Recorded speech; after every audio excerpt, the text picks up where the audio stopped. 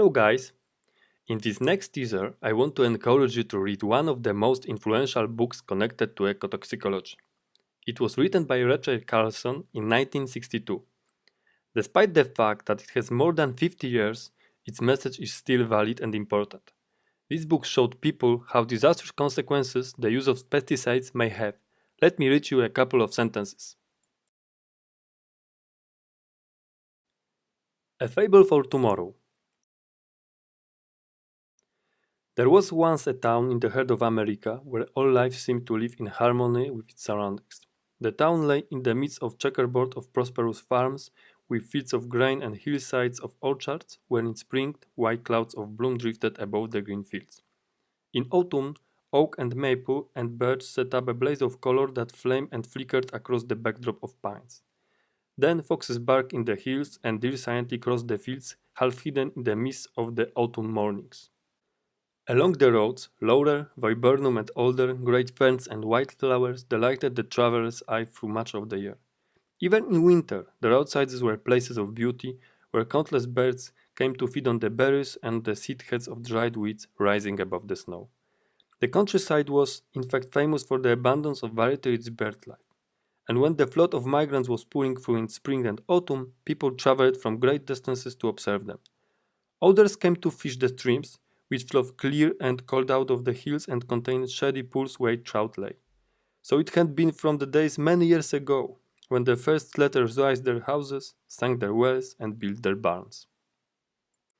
Then a strange blight crept over the area and everything began to change. Some evil spell had settled on the community, mysterious maladies swept the flocks of chickens, the cattle and sheep sickened and died. Everywhere was a shadow of death. The farmers spoke of much illness among their families. In the town, the doctors had become more and more puzzled by new kinds of sickness appearing among their patients.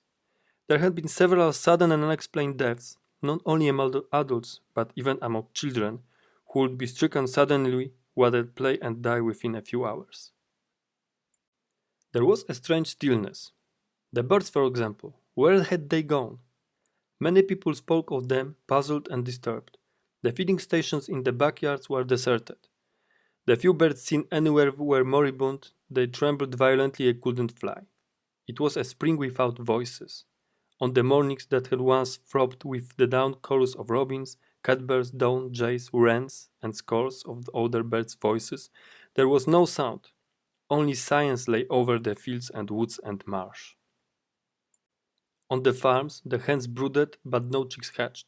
The farmers complained that they were unable to raise any pigs. The litters were small and the young survived only a few days. The apple trees were coming into bloom, but no beans drowned among the blossoms, so there was no pollination and there would be no fruit.